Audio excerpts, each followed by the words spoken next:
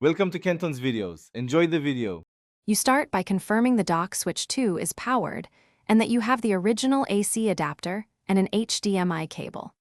Plug the AC adapter into the dock first, because stable power prevents HDMI handshake problems.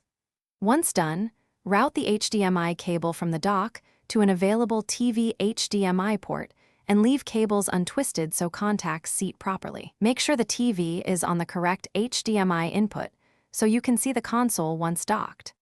Now focus on a secure HDMI connection.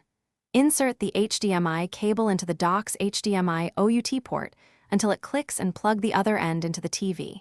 If your TV has multiple HDMI ports, pick a numbered rear port to avoid accidental disconnection.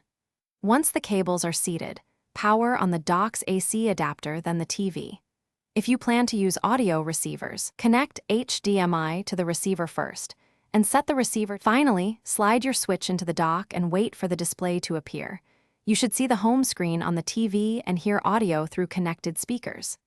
If the image looks wrong, go into the switch system settings to set resolution and TV type so colors and scaling match.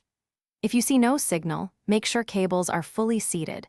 Try a different HDMI port or cable and power cycle the dock. This single receipt or cable swap fixes most connection issues.